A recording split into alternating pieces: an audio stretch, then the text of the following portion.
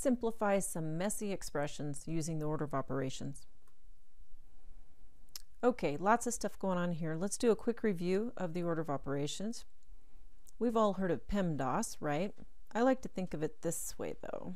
Parentheses is clearly the first priority. Exponents is the first operation. Multiplication and division are on even ground here, and you just do them from left to right, whatever comes first in the equation or within the parentheses.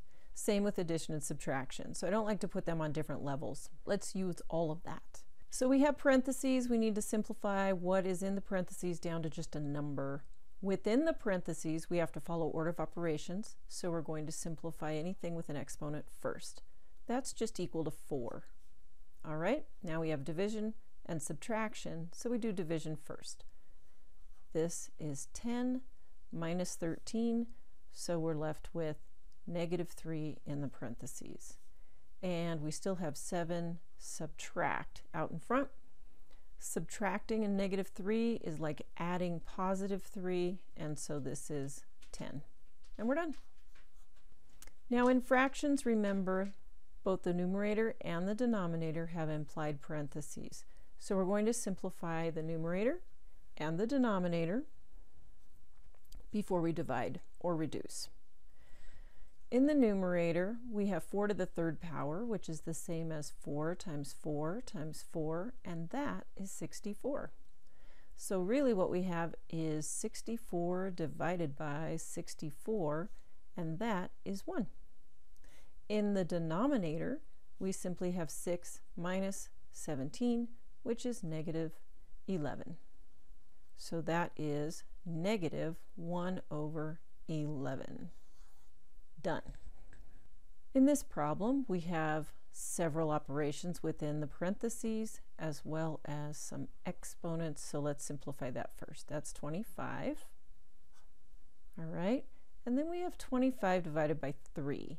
Now, instead of making a decimal with thirds, which is very messy, or a mixed number, let's just write that as 25 thirds and leave it that way for now. We need to multiply that by 7, and then we're going to add 14.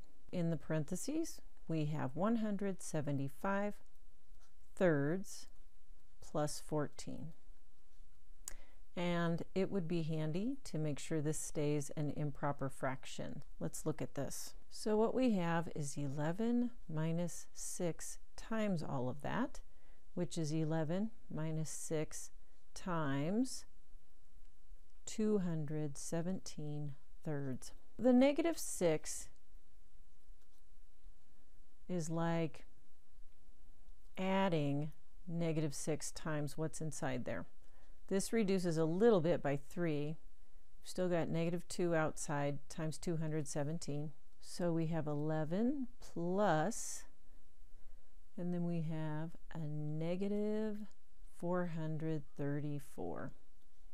Okay, this is really like a subtraction problem, and the answer is going to be negative because 434 is much bigger.